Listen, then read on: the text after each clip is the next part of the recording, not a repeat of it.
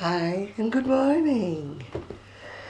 Well, it's a rather dull day here in rainy Manchester. It's not exactly raining yet, but it has every promise of being raining. So what am I doing? Well, I'm just going to make a quick video. Sue rang me to say that she would like to come today, but unfortunately, well, fortunately for me, I'm going to the hairdressers. I've not been to the hairdressers for 10 years.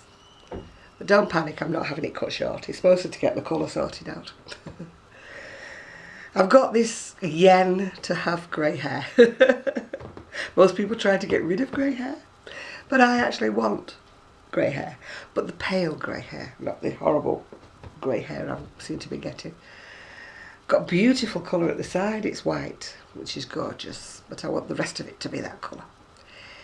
Anyway, my lovely niece is treating me to having my hair done this afternoon. What have I been up to? Well, I had a lovely conversation with a lady on Etsy.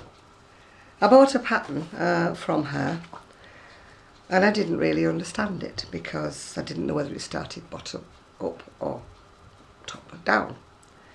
It's by a lady called Ashley. Oh, I could wear my glasses, shouldn't I? Ashley L of Dream Crochet. What a lovely lady, she's so sweet. I asked her a question about it, this one, and she's revamped the whole pattern for me, done it in a larger size, and she's given me lots of photographs and pictures and explained everything out in detail for me.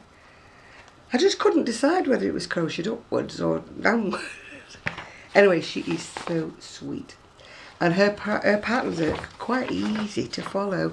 Well, they would have been if I had to pick this one, which was, hello. I told you I'm not all that bright at, following patterns. And, well, not the new patterns. I'm great at the old patterns.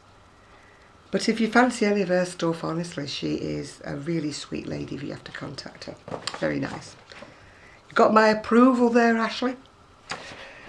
Well, I finished off one for me. It would go with these trousers I've got on, if you can see my legs. It's some yarn actually that it's not one of those big lots, but it's one of those clearance lots that Ephraim actually sent me last year and I hadn't used, so I thought I'd use it. So I've made that top for myself. It's a variation, you know me, variations of a pattern that again I bought on Etsy. It's called Promise Me Pullover. That's the one. It's actually supposed to have a drawstring, at the waist, but I don't have a waist, so I didn't put drawstring. It's done in a double knitting cotton, which is Peyton's Cotton Pearl.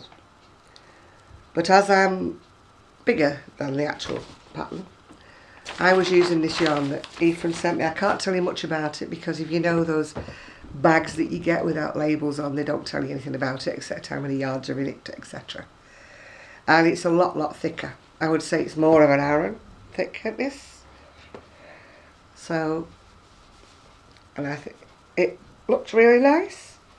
As I said, I didn't put all of the bottom bit. There was supposed to be a lot more bottom bit and a drawstring going through it, but I didn't do.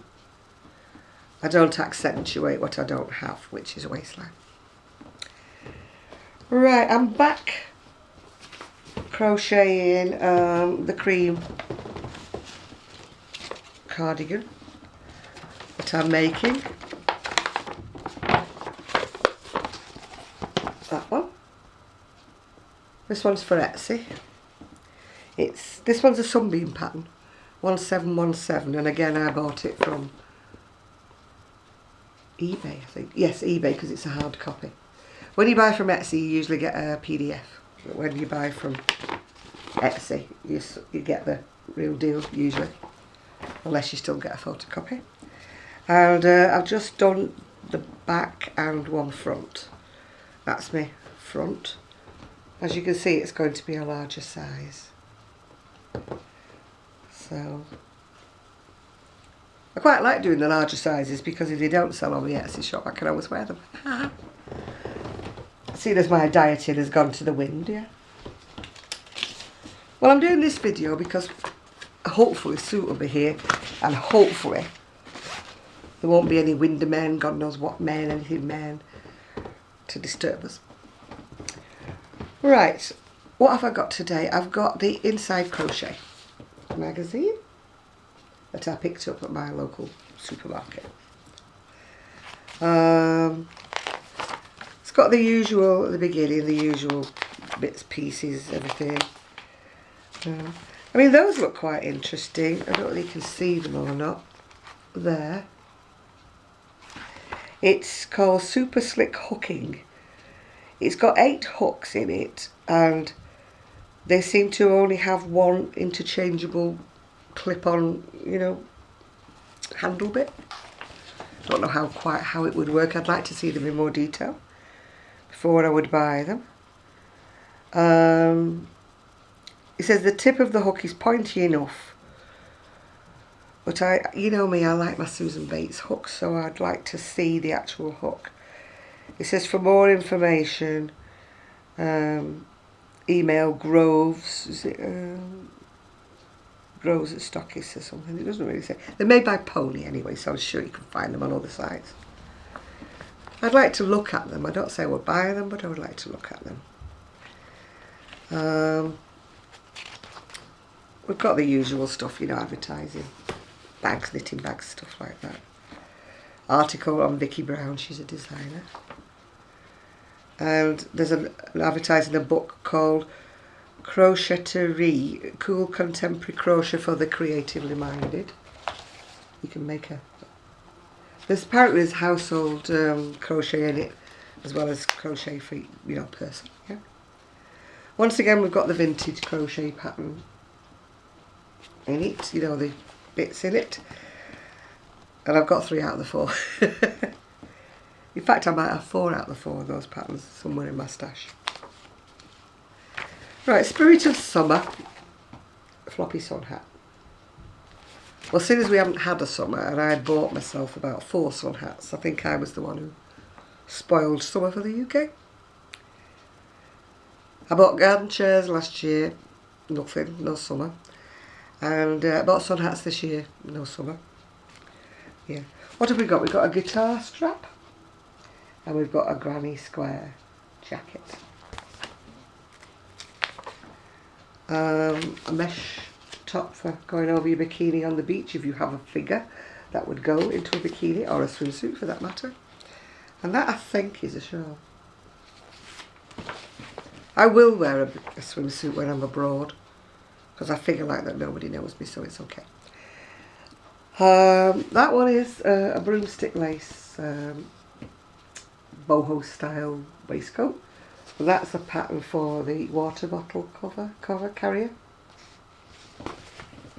Seeing as I don't go jogging, I don't need one of those. And I quite like that. I don't think you can see it very well. Hopefully there's a better picture inside. It's a belt. I do like crochet belts, ethnic, with strings and, you know, stuff like that, because I can make them to fit me, which I can't always get, you know, at the store. That's an article about another lady. This one is the Great Outdoors. I mean, I do love the photographs, but they're not big enough for me. I mean, like, for example, that's a dream catcher, which is really sweet. And these are cardigans, I think, for children. That's Decorate Your Crocs. That's supposed to be a scarf for a man, but I don't know any men who would wear it that fancy. But you can make it for a lady. And that's a unisex sweater in stripes.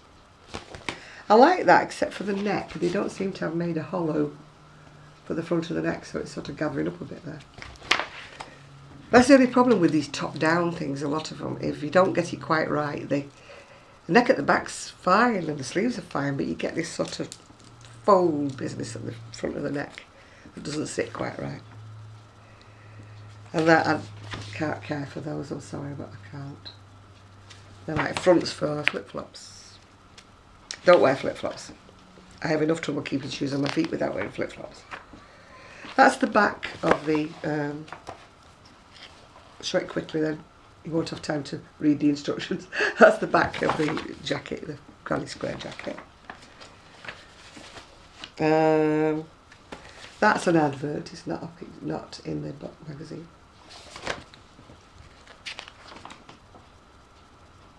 That's another advert, not in the magazine. That's another picture of the guy's sweater. It says you can adapt it to fit any size, but I would have to alter the neckline. They call this one a Woodstock waistcoat. It's a little bit open for me, and I also don't like doing broomstick crochet. I can't get it even enough. Glastonbury tunic.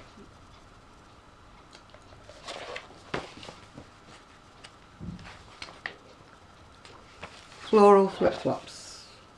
Not for me, sorry.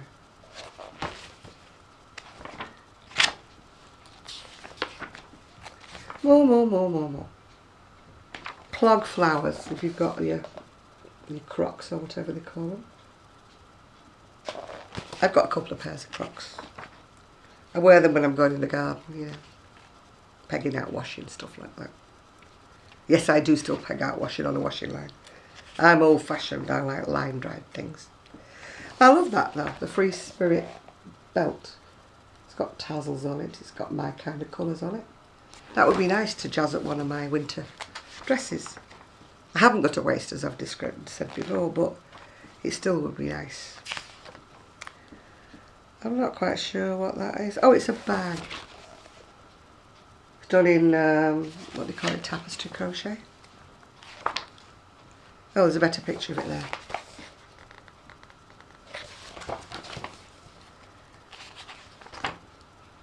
Rainbow bottle bag. You've got to carry your water bottle around with you. Oh, it's a star in a star blanket. That's what it was before.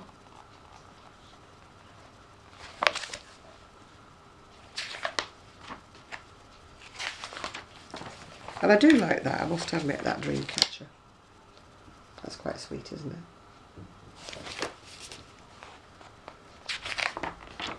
It's got tassels. I love anything with tassels. That's a Lollapalooza cardigan for a kiddie, but it's rather open work and floppy. My great niece wouldn't want to wear that. She hates anything that keeps falling off her shoulders. It drives her insane.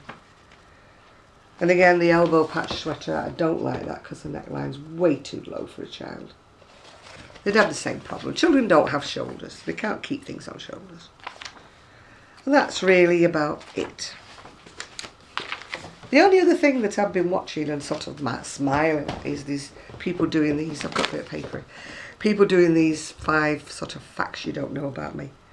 But I think you know all the facts about me. Whatever. I'll do a few anyway. You knew that I used to be a ballerina when I was little.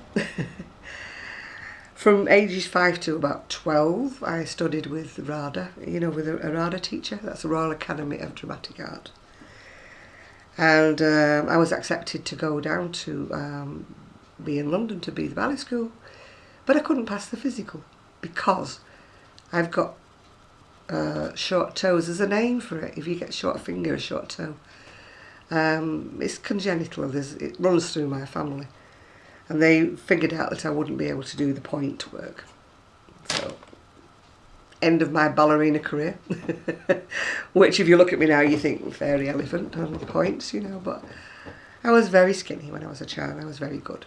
But I also think that a lot of ballerinas that I know have got arthritic hips and knees and everything. And I sometimes wonder if the 7 years that I spent, you know, doing formal training, I'm not talking about tap dancing, I'm talking about real, actual ballet. I often wonder if the 7 years that I spent doing that did damage my joints, but hindsight. And then I always wanted to be a fashion designer. That was my thing from being tiny.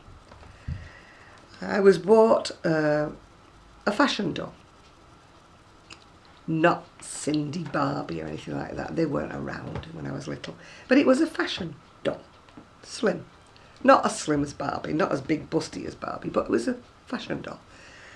And from being about the age of 7 or something like that, I used to spend ages designing clothes for it. I would knit them, I would sew them. Yes, I was allowed to use a sewing machine when I was tiny. I only ever sewed my finger once. You only do it once and you don't do it again. I was allowed to use dressmaking, shears, all the things that health and safety today got. Pointy needles, I was allowed to have all things like that. Scissors, access to scissors. They didn't give me roundy pointed scissors, they gave me scissors. It was like, you learn. You cut yourself, you learn, you don't do it again. I wanted to go to art school, but I got told quite bluntly by one of my so-called career advisors that I wasn't good enough, and it was such a hard life to be in fashion designing. Not many people made it, Did I not want to be a shorthand typist instead? I used to do the paper dolls as well, draw the paper dolls. I don't know whether you ever did them when you were little. And you draw clothes and they have tabs and you stick them round. I used to design all my own clothes for that. And in with that, it came, as I got a bit older, they bought me a knitting machine when I was quite young, only very basic, no ribbon, very basic knitting machine. My mum bought me, and the things I didn't make on that, I knitted forever on that. And I earned enough money to buy myself a proper knit master. I think they call them silver reed now. And I earned my living for quite a long time with that, when my son was small. And I also used to make clothes for Action Man and for Barbie and Cindy, for my nieces and for my son. And my son would sometimes take his Action Man and clothes and that to school when it was a, bring your toys to school day. Oh, then I get stopped in the schoolyard. Where did you get the pyjamas? Where did you get the Eskimo suit from? Where did you get the sleeping bag from? I made them all. I even made him a guardsman outfit, complete with a busby and everything. And for my nieces, they had complete wardrobes for their Barbies and Cindy's. Wedding dresses, the lot, you name it, I made them, yeah. Obviously I don't do it now. And another fact about me, I think I've told you before, was I used to crochet for a boutique back in the 60s. I've got no photos, sadly, of anything that I made. Hot pants, mini dresses, all kinds of things I made. We used to do like what they call the cruise line, which was bikinis done in lurex, which used to go on to a seamstress who used to line them all so that they wouldn't scratch. The cruise line it was called. We used to make tops in lurex. I mean, my lurex tops must have been all around the world on cruises. Mini dresses, in the crochet, and I used to do all that sort of thing. Again, it was kind of, I never had patterns. There were no patterns back then. I used to just look at things, and he would tell me what he wanted me to make, and he would show me some example that he'd seen in some fashion house in London at the time, or down in Carnaby Street. And he was saying, can you make me this? Because people in Oldham at the time couldn't afford to pay about £200 for a designer dress. So I would do it. I've made, hot pants, suits, sets, everything. I spent about 5 years of my life crocheting for this boutique. I would love to do it now, but unfortunately he died, the guy who had the boutique. It was all very sad really, he was only a young man. And he was terrified of the dentist. And he'd heard in Harley Street that you could get this injection in your arm that put you to sleep. But it was very experimental, and unfortunately he had a bad reaction to it and he died. So bang went his boutique, bang went my little sideline, and bang went everything. So another fact you might not have known was I used to work in a bank, which is quite funny if you know that I'm number dyslexic. How I managed, I do not know. But I used to write in the ledgers. There used to be ledgers in those days. There was no computerisation, no nothing. It was all hand done. I worked for the National Provincial, which turned into be the NatWest. And there were massive big ledgers, and you had to have lovely copyright handwriting to do the headers. When I think about it, And I used to be dyslexic, and yet somehow or another I managed to add up all these columns and things and get the right answer at the side. And there was no facility then for overdrafts or over things. You had to have a separate account for that. You know, it was, you had to send the cheques back if there wasn't sufficient funds. The cheques got refused and that was the end of it. But the fun part of doing my job was, there was none of this print your name on the cheque. People used to sign them. And talk about doctors' handwriting wasn't in it. They were just squiggles. And you had to learn to identify these thousands of customers whose squiggle was whose. I mean, there were times when I was like, you know, what the heck, you know. And I'd have to go to he was called the accountant in those days. He would be the assistant manager. I had to go to him and say, who's this? Who is it? And he'd have to tell me who it was. And then there was also things, what they call the dormant accounts. People maybe died or with money in them, and we had to keep an eye on those. All sorts of things like that. And I actually passed my maths GCE with like an A, which completely baffled my maths teacher, because she said, I know you're going to fail your maths GCE. She says, because you're clueless, you know. In those days, they were allowed to say things like that to you. You'll never pass the exam. And when it was all posted up, you had to go down to get the results, and they were posted up on the wall. And I was like, no way I've got an A in maths. I was expecting the A in English, but an A in maths. And she kind of walked past me and she said, that has really surprised me. She said, how on earth did you get an A? And I was like, I don't know. But surprisingly, my brain must have just gone into gear that day, and it was working. Most days I look at numbers and they're like jumble, jumble, jumble. I mean, I'll even put in a letter in the middle of my numbers, because that's the way I see it. You know, if it's supposed to be a 3, I'll write an S or something. I'm the same with writing things. I'll put a number in the middle of my words. I'll put an L in the middle of my words. Not an L, a 7 in the middle of my words. It's supposed to be an L, yeah. To me it's an L, but it's like upside down, isn't it, you know? It's the way my brain works. Well, you knew about my knitting machine business. I think I told you about that. I used to make all the patterns up.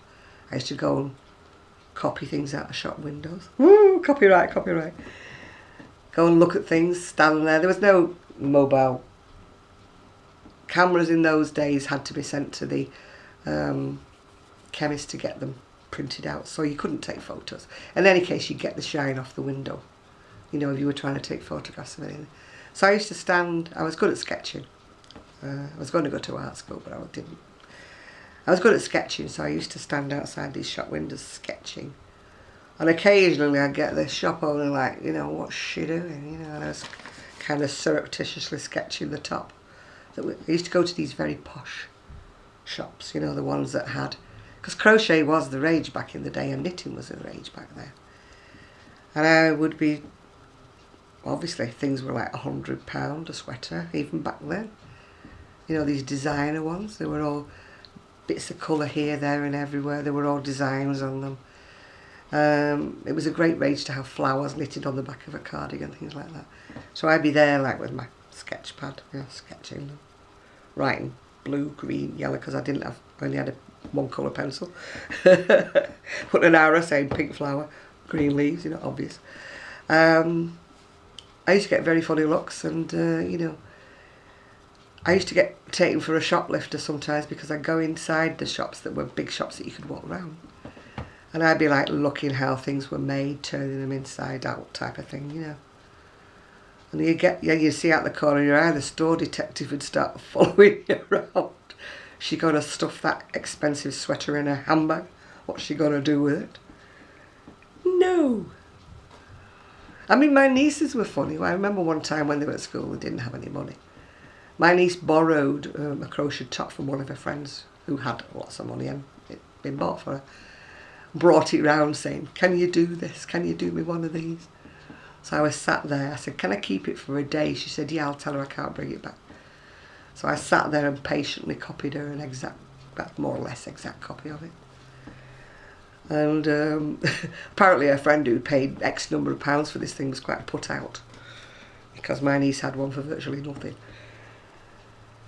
So I think that's about it, really.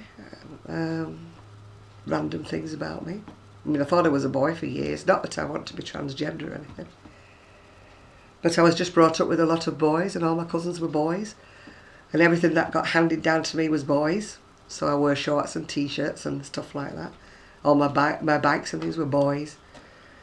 All the toys were cars and things like that got handed down to me. So I was a bit confused, I think, for a long, long time. I thought I was a boy. But I did like my dolls, and I liked fashion designing, so there was no way I was, confused about my sex in any kind of way. I just thought I was a boy. And the other thing, I think I told you this before, was I got accepted to Liverpool University. I was going to do occupational therapy, because to me that was the next best thing from not being a fashion designer. Was occupational therapy, which is teaching people how to make baskets and do things. Because in the good old days, people used to stay in hospital forever if they had anything done to them, like an amputation or anything, had a stroke and that. And they had to learn to use their fingers again. And that was the job of the occupational therapist. We used to go along and teach them to do things. It was, I suppose a lot of it was mental, to keep their mental capacity going, so they didn't get despondent because they'd lost the use of one hand or something.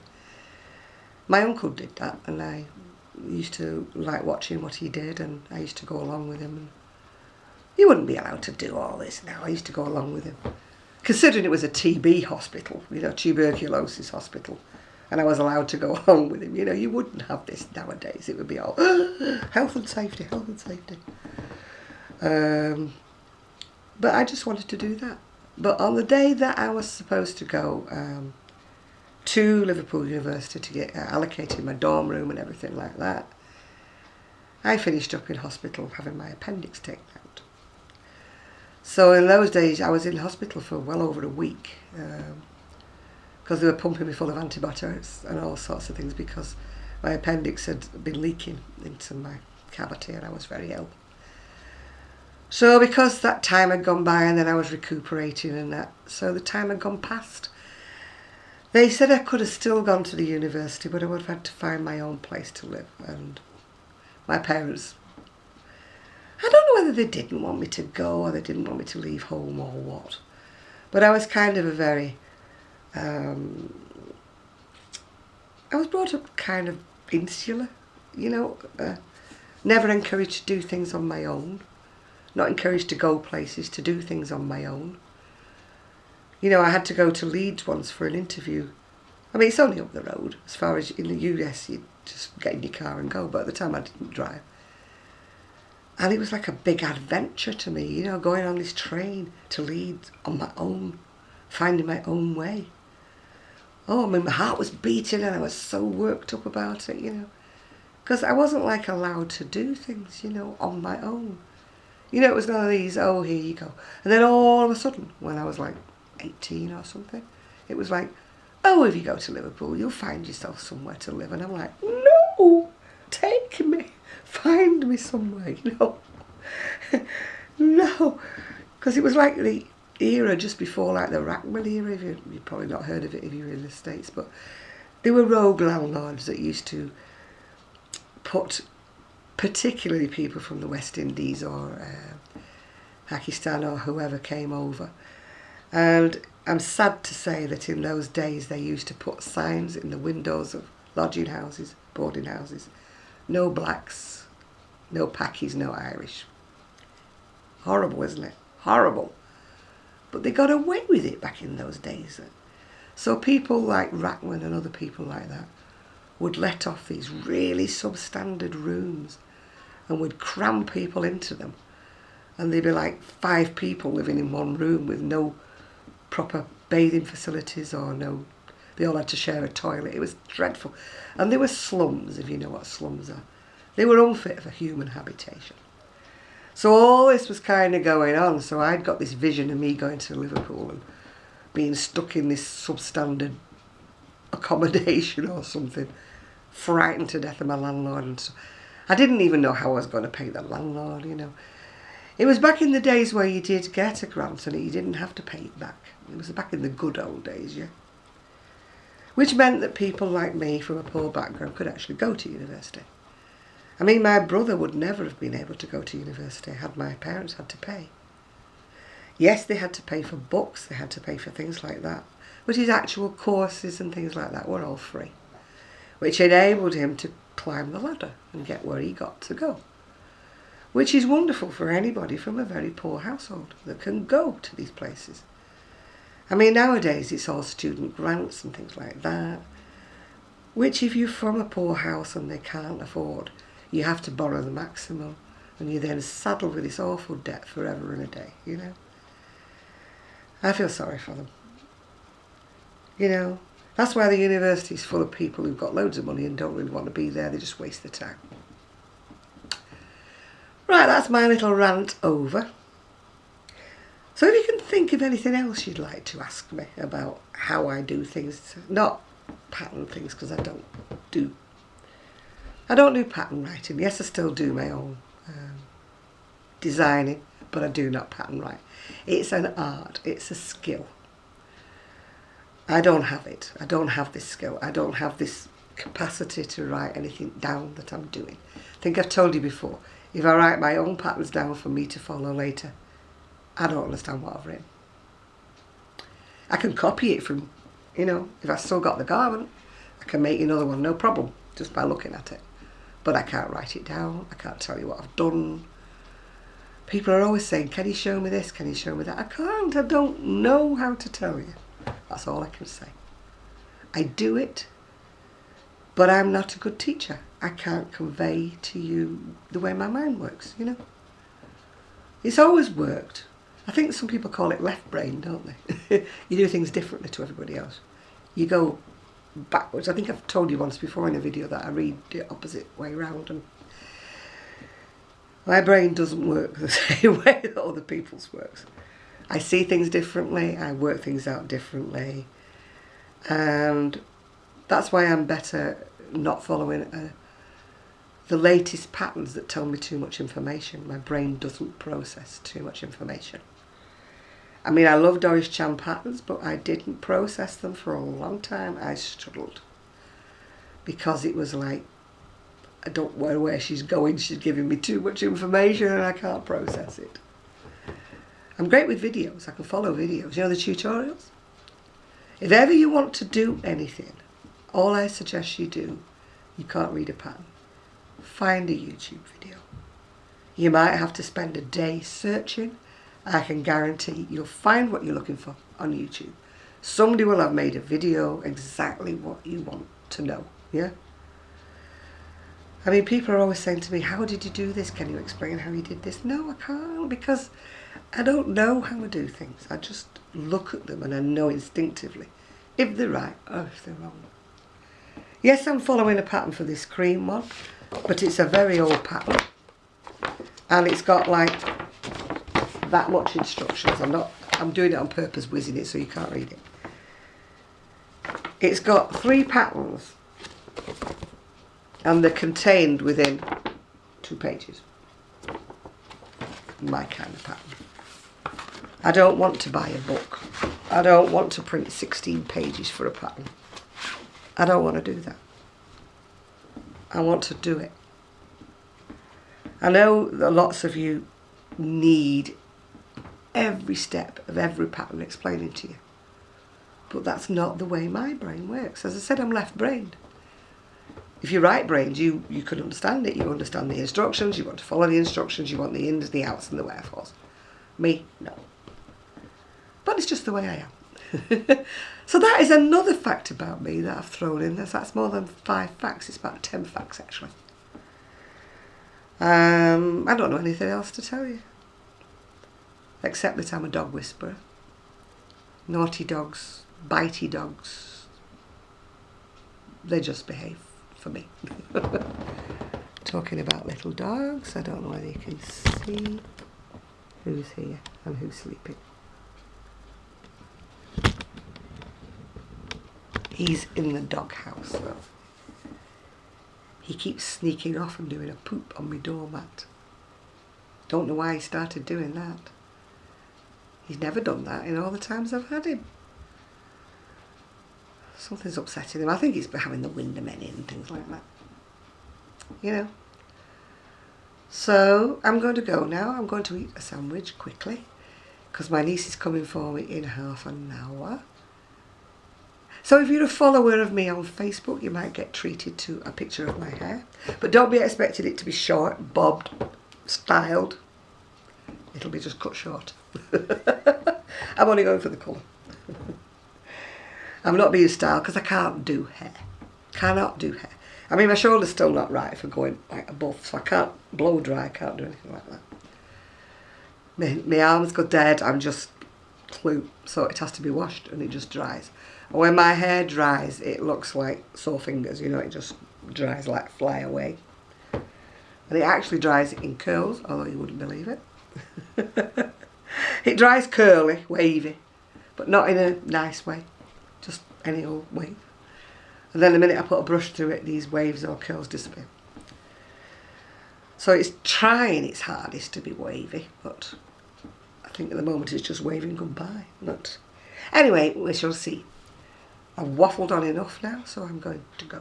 Hopefully you'll get a video from me and Sue tomorrow. Unless we've got a house full of people, because Sue's like me, we can't video when there's people in the house because they're in, they're out, they're making a brew, you know.